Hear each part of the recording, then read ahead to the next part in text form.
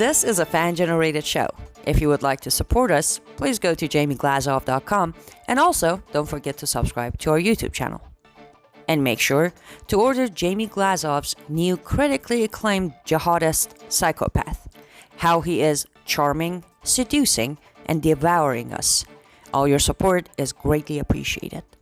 Good evening. Welcome to the Glazov Gang. Tonight, the Biden crime family comes undone. A laptop from hell sets off the downfall of an evil empire. With us this evening, Daniel Greenfield, a Shillman Fellow at the David Horowitz Freedom Center and the editor of the blog The Point at Front Page Magazine.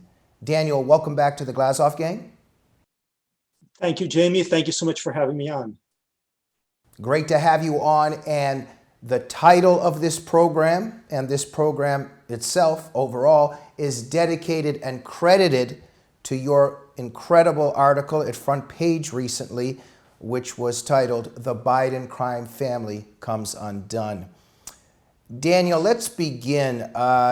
This is such a sordid, creepy, dark narrative. It's kind of hard to know where to start. So I'm just going to try to slowly unweave this thing. Let's just begin here. The Biden family is notorious for being a very crooked clan. Just give us a little bit of the background. So Joe Biden has been in office in one form of public office or another for almost half a century.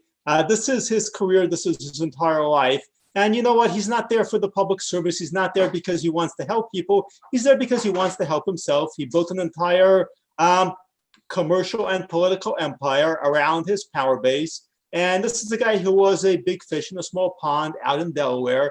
He managed to somehow turn that into a vice presidential post in the Obama administration. Now he's become the Democrat nominee for the White House. If he wins, he becomes the most powerful man in the world. And the Hunter Biden laptop gives us a preview of what he was doing with the power, with the influence that he had. It shows us just how corrupt Hunter Biden, his son, had become.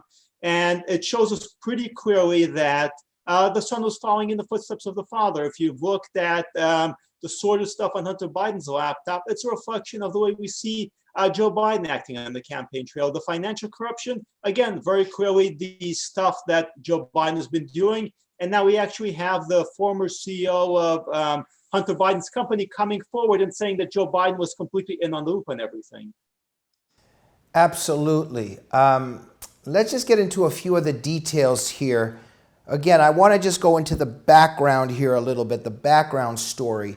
Joe Biden, just in terms of his character, as you have documented in all your columns and blogs and mentioned in your recent article, this is an individual that used to plagiarize his speeches, if I am correct, and has also inappropriately touched almost every woman or girl he could get his hands on. Give us a little bit of details on those two things. So Joe Biden, throughout his career, has compulsively lied. He's lied unnecessarily. In the lying sweepstakes, he's up there with Hillary Clinton. This is a guy who repeatedly lied about every detail of his college education, from his GPA to where he actually attended. He plagiarized. He was caught plagiarizing in college and got a pass on it. He went on into politics and continued plagiarizing. He plagiarized, quite famously, a speech from British Labour leader Neil Kinnock, which led to the collapse of his first attempt at running for the White House. And this is the guy who is compulsively dishonest. He's a risk taker. He has absolutely no sense of where to actually draw the line. And when it comes to women, we have seen this so many times. The polite term for it is handsy. There are many impolite terms for it. Even before he began running, a number of Democrat women came forward and said that Biden had touched them inappropriately. All of this was shoved under the rug once he actually became the Democrat frontrunner. But there's so many photos and videos of him behaving like this. Right, and also him boasting about kids in a pool rubbing their legs up and down, rubbing their hands up and down his legs and watching his hairs go up and all that stuff, right? Yeah, that was the very weird corn pop moment where he began talking about how he had this great relationship with Black people back in the day when he was a lifeguard. and the kids were. It was a weird and creepy thing. But Biden's career is full of weird and creepy moments. Right, and maybe the apple doesn't fall far from the tree in terms of Hunter and what now it appears he's involved in that particular category, which we're going to get into. Now, there's a lot of dirty money here, and Joe Biden has been asked if Hunter had profited off his name at all, and if he's ever discussed with his son the kind of business that Hunter has been involved in, and Biden has denied all of that, correct? He's denied all of this. He was asked about this just now. Of course, he replied no. Yet at the same time, this has been very, very widely documented.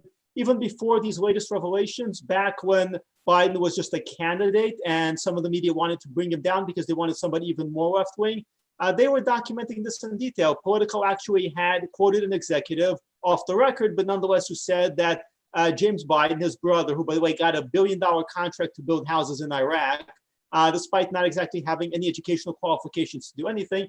James Biden had actually said, now James Biden, by the way, just to backtrack a little, had built a company called Paradigm Global Advisors together with Hunter Biden, who's obviously the center now. But James Biden said we have people just lining up to invest in Joe Biden. So this was always about Joe Biden. These people are not getting these kinds of sweet deals, whether it's Hunter Biden, a guy with serious drug problems, or James Biden, Joe's idiot brother. We're not getting these kinds of huge billion-dollar contracts, these huge opportunities, these rivers of money flowing from the Ukraine, from Kazakhstan, from communist China, because they were so incredibly talented and able. They were getting it because of Joe Biden. Okay, so you've mentioned now Hunter and drugs. Okay, so I'm just thinking normal people that drop a laptop off to somebody to fix it, to somebody, to repair it, you usually come back and get your laptop. But in this particular case, there seems to also be a lot of stuff in terms of Hunter. There seems to be a lot of stuff on his laptop that you probably don't want people to know about. What's up with the guy that drops off the laptop of all of these emails and photos and everything and doesn't come back to get it? So two things, you or me or most of your listeners would come back for the laptop. Hunter Biden is a guy who lives this very charmed life in a world where money just flows to him because of his last name. He may just not actually care that much. Second of all, why a laptop shop in Delaware? So the laptop had the Beau Biden Foundation sticker on it. The Beau Biden Foundation, by the way, it's the Beau Biden Foundation for the Protection of Children, is based out of Delaware, but Hunter Biden himself doesn't live in Delaware. So Hunter Biden is a co-chair of the Beau Biden Foundation. He might have been in there. He might have done some business there, and he might have headed back to California, wherever he was living at the time, without thinking twice about it.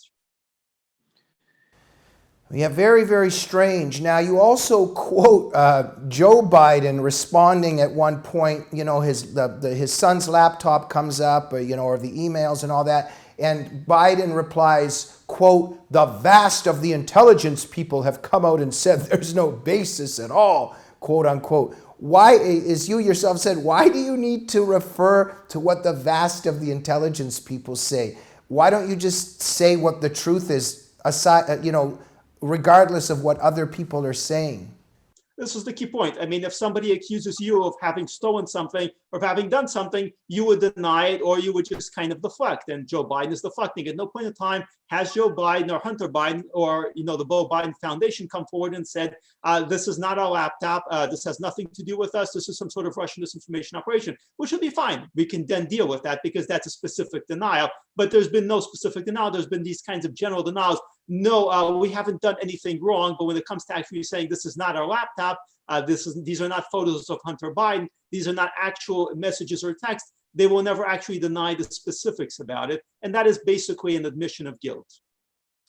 Right. Now, thank you, Daniel. Now, in terms of this laptop and also just there's all these text messages, emails being released, there are some of the latest emails make it clear, as you point out, that Biden got the Ukrainian prosecutor fired because Burisma wanted him gone.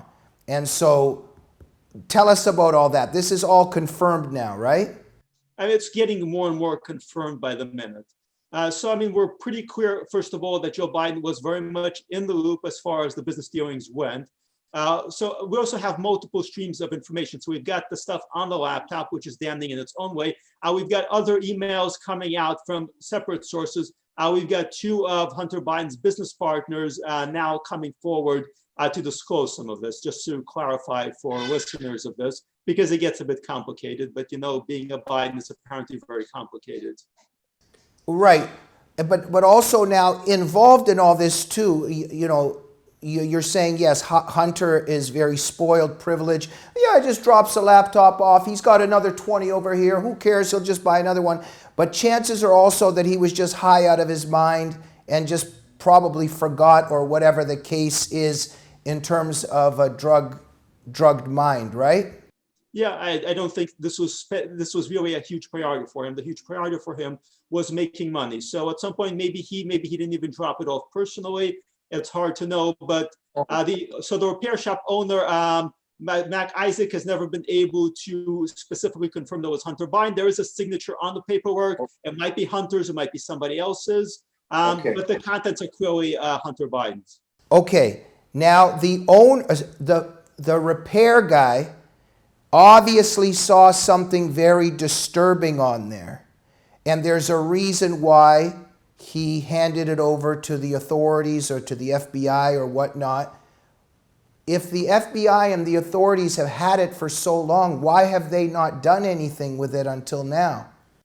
Well, the question is, who are the authorities? So when it comes to the FBI, we know exactly what the FBI is going to do and is not going to do. Back during the whole Hillary email scandal, the FBI did a great job of investigating that one. What they did there was they interviewed everybody, then they handed them over immunity, so they couldn't be prosecuted for anything. They took the devices and the various materials and they destroyed them. So the FBI basically engaged in a comprehensive cover-up when they came to Hillary Clinton. Here, it was very lucky that there was a backup of the laptop, of the hard drive there. But what happened when Rudy Giuliani tried to turn it over to Delaware police was they passed it on to the Delaware Attorney General's office. The Delaware Attorney General is a former colleague of Beau Biden, who is, again, Hunter Biden's brother.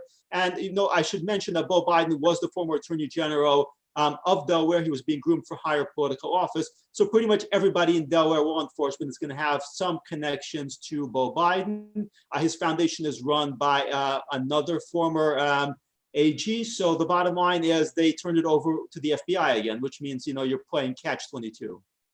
Can you imagine if this happened to Trump's son? I mean, there'd be a SWAT team, you know, there within 48 hours. It's just a wild guess on my part.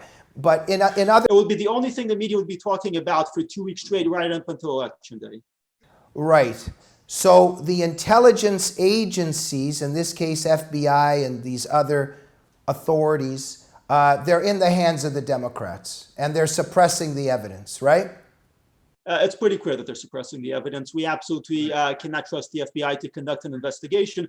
But there was an interesting thing that Fox News turned up about the FBI, why the FBI subpoenaed the laptop, which is seemingly that they were investigating money laundering. That is particularly interesting because the sticker on the laptop was from the Beau Biden Foundation. I haven't been able to confirm whether the laptop itself belonged to the Beau Biden Foundation, but that's entirely plausible. Now, key elements here, the Beau Biden Foundation is a nonprofit, which means that you could do all sorts of shenanigans there. And why was Hunter Biden putting personal stuff on a laptop from the Beau Biden Foundation? Presumably, again, he was finding another dodge where he was able to write that off as a nonprofit and, because he was co-chair of the Beau Biden Foundation. So they were finding every single possible angle there. Now, the question is, was the Beau Biden Foundation being used to launder any money? That would be itself an interesting question.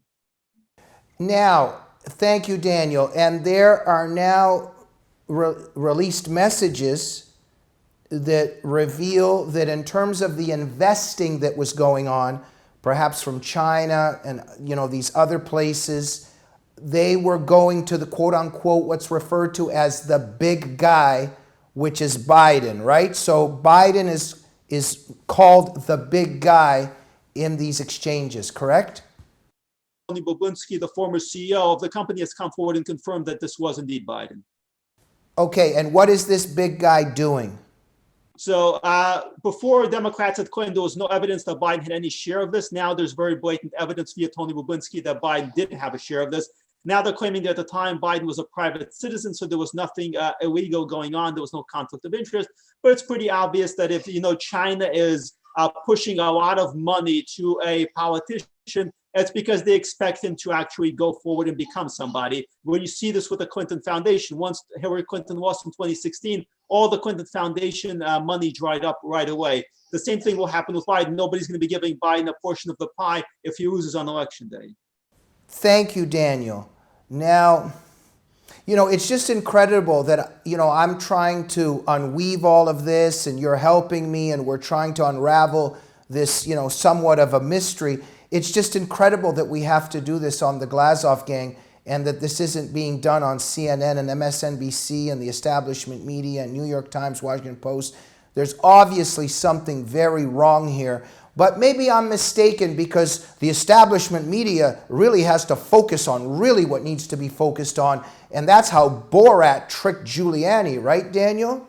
Yeah, that's their big focus. That and actually finding ways to disprove the story without actually reporting on it. So they found every single possible angle of avoiding this. NPR, of course, came forward and said that we think this is a distraction. It's not worth paying attention to. Yet again, they cover the whole Borat Giuliani clip thing. So the cynicism here is obvious.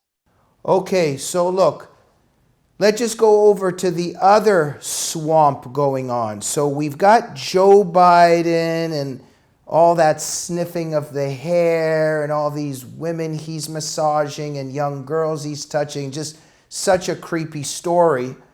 And now Hunter Biden, now in terms of this laptop, there's alleged photos of drug use, underage girls. There's also a message allegedly where he's actually discussing with his own father, if I'm correct, about some inappropriate thing that was going on with some 14-year-old girl on FaceTime. Tell us a little bit about that. So we've got troubling stuff here. I mean, many of the photos have come forward. Obviously, no photos of underage girls could be published. This is one reason why Giuliani stated that he was turning over the laptop to authorities. He was uncomfortable having it.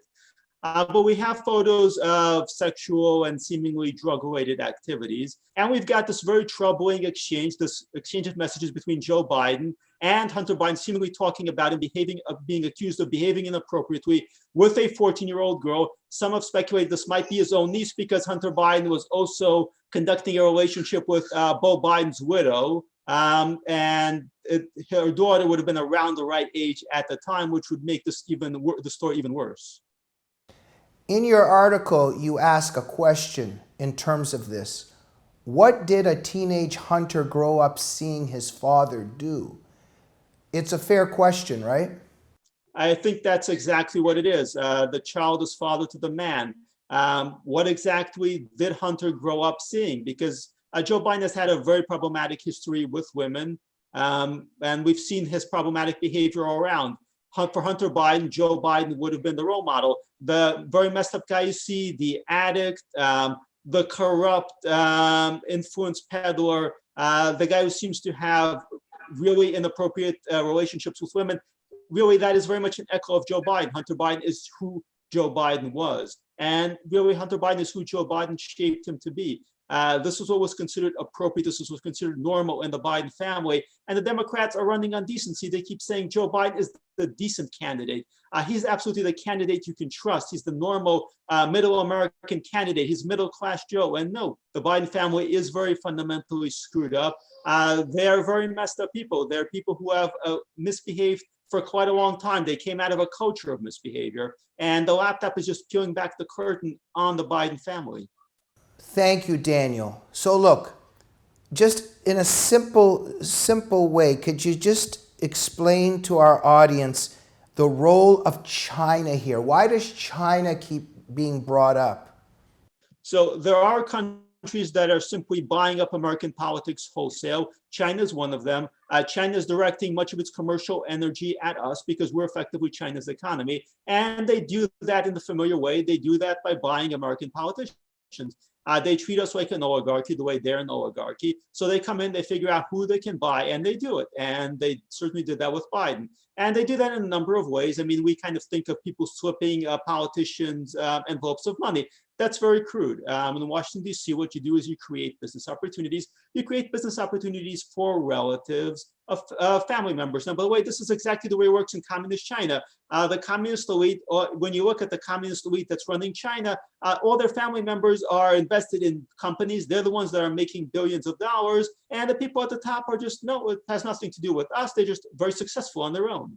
So Chinese companies are investing in Hunter and his business, and that money is also going to the big guy, correct? Yeah, so they were building these kinds of relationships, these investments that were actually going between America and China. They were moving money back and forth through these shadowy companies. And they were bringing in people like Hunter Biden, even though there was no apparent reason to do so, except again, for political gain. So they wanted to subvert, they wanted to suborn American politics.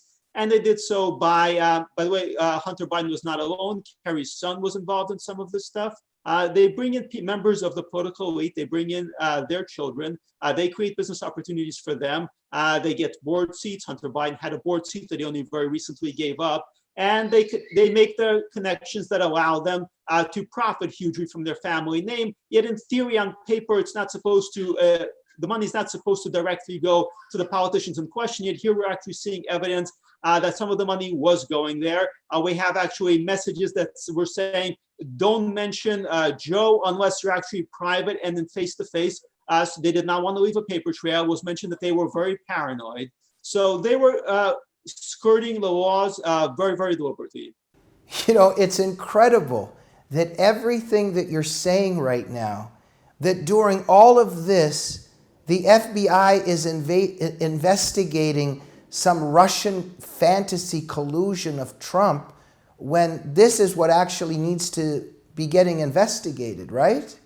Yeah, but the FBI doesn't investigate when it comes to Democrats anymore. They cover up because the FBI was fundamentally corrupted during the Obama era. I mean, it's the who watches the watchers problem. So the bottom line here is they're not going to investigate Obama. They're not going to investigate Hillary Clinton. They're not going to investigate Biden. When you're calling in the FBI for cases like this, they're going to launch into cover-up mode, which means nothing moves forward.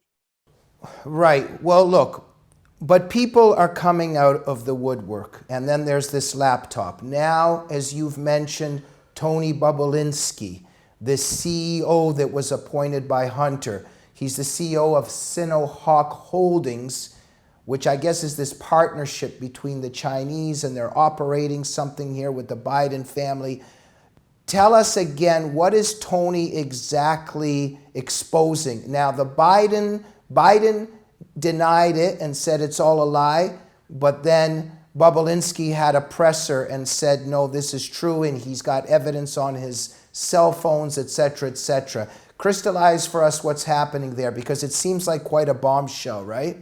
So what Hunter Biden was doing there, he was setting up these so-called investment companies, and they were doing it in somewhat complicated ways. One of the reasons that Tony Bobulinski actually came forward was because even as CEO of Sinohawk, he didn't know half the stuff that was going on there. And he came forward in part because he realized that he was being cheated, and that a whole bunch of money was flowing to Hunter Biden that he had no idea was even happening. And he realizes, and this was a former Navy man, that the Chinese were actually buying influence, that this was not a legitimate business. And part he actually realized that because of the earlier revelations. So you have one revelation snowballing and creating more revelations, because Hunter Biden wasn't just bypassing ethical regulations, he was just breaking the law.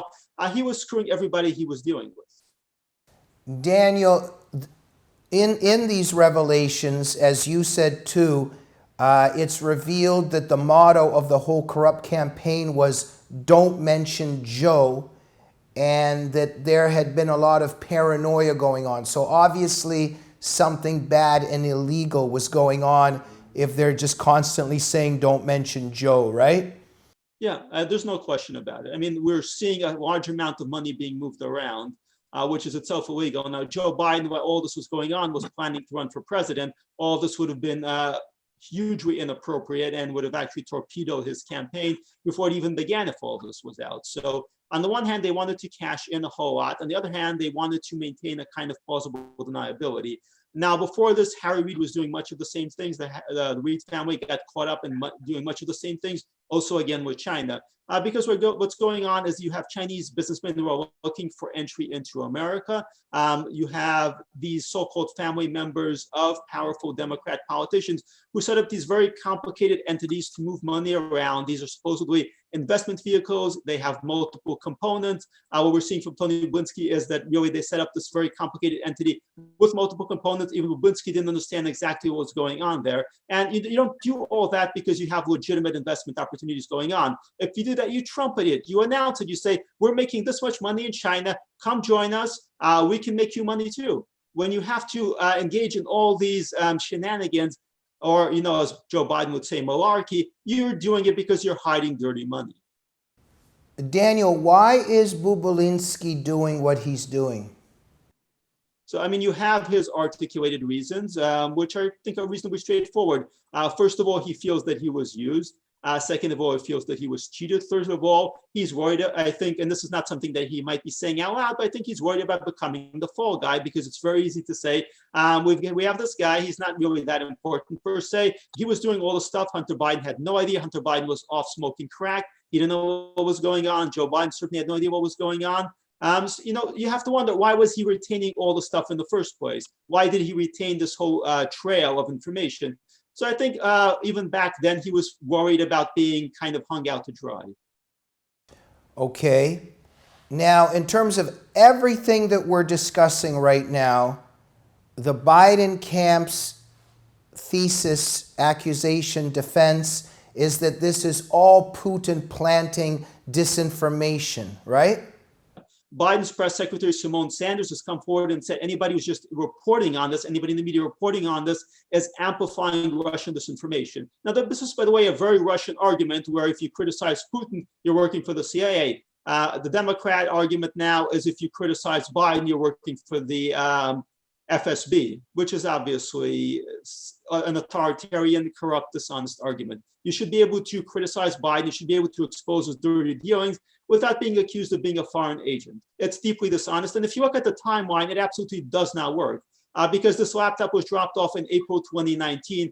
At the time, Biden hadn't even announced that he was running. So you would have to think that the Russians were preemptively trying to knock Biden out of the election before he was even running. And let's face it, the Russians have no problem with Biden winning. Putin recently gave an interview and said that communism and the Democrat Party have a lot in common. Okay, I'm getting concerned here. Is there a chance that you and I are Russian agents without even knowing it? Well, if we can say the Svidanya, then clearly we're probably Russian agents. But, the Democrats will now insist that everybody who reports on Biden's corruption is a Russian agent. The New York Post, National Review, Fox News, they're just going to insist that everybody's part of a Russian disinformation campaign and has to be censored and possibly locked up to protect our democracy. Oh boy, so Daniel, something so evident. The establishment media is just not a media at all anymore. It's very clear, right? It's state TV, just like in China, North Korea, Russia. We have state media. And the job of the state media is to function as a cartel to suppress stories that are damaging to Democrats, to promote stories that are damaging to Republicans. This is all they do. And this is now very blatantly obvious. You gave the example of the Giuliani Borat thing. They insist that a political scandal involving a presidential candidate and his son is not important. But a Borat clip pranking Giuliani is, of course, vitally important, must be reported on. This isn't journalism. This is propaganda. Absolutely. So the establishment media, this is just the opposition party. Social media, Twitter, Facebook, Instagram, YouTube, they're just blatantly suppressing this story as well, right? So there's that.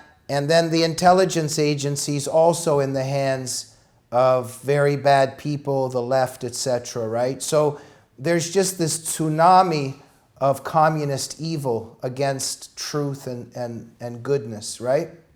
We're seeing the effect of living in a totalitarian regime. We're still elections, but these networks are trying to completely rig elections, and they're doing it in ways that are very, very blatant.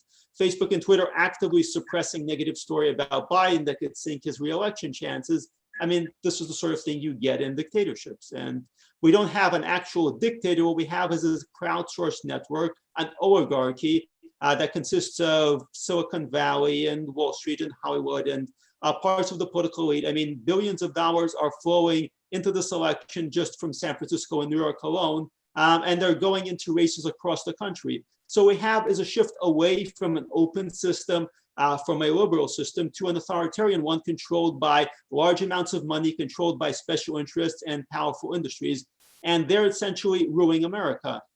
This is effectively what's happening. We're no longer being ruled by the people. We're not a government of the people, by the people, for the people. Certainly if this election is lost, then we are a government of a small number of powerful institutions.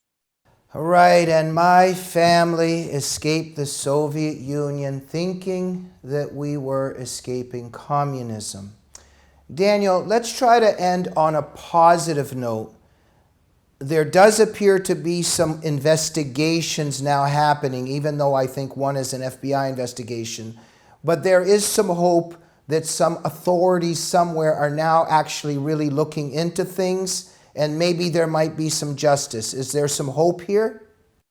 Well, I would put my hope in the American people. I think that's ultimately the only real answer. Election day is coming up pretty quickly. Even if an investigation were to begin, even if a special prosecutor were to be appointed, as has been proposed, that's not going to conclude an investigation by the time election day arrives. It's going to take months and months, and by then it will be over one way or another. Bottom line is the media has overreached, social media companies have overreached trying to suppress the story. This is now a test of whether the cartels, the Democrat power bloc, can suppress a story and prevent people from actually seeing it and voting on it. This is the real test here. In the next week or so, we're going to really see whether the media can successfully control the outcome of an election, whether the big tech companies can do it, or whether people, the American people, are actually going to see it, whether they're going to make the right decision, and whether they're going to send Joe Biden back to his basement. Those are the real stakes here. Everything is in the hands of the American people. Right. Thank you, Daniel. Our time is up. Under 30 seconds. What are your concluding words of wisdom about the Biden crime family coming undone and the laptop from hell?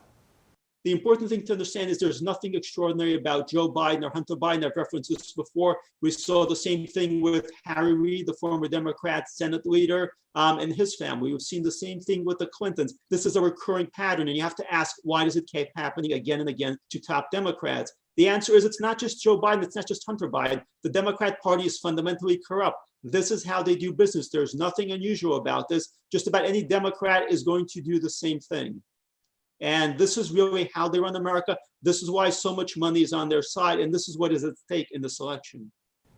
Daniel Greenfield, wow, just you are a walking encyclopedia, and the encyclopedia that you have in your mind is one of justice, of nobility, of courage, of great wisdom. Thank you for everything that you do. Thank you for your truth-telling, my friend. Thank you for yours. Thank you for fighting this good fight and for keeping people informed, because it all comes down to this. Thank you so much, Daniel. Hope to see you again soon. My pleasure. Thank you for watching the Glazov Gang. Daniel Greenfield is at frontpagemag.com. Make sure you read his columns, and also make sure you go to his blog, The Point, which is also at frontpagemag.com. And we'll see you soon on the Glazov Gang. Good night.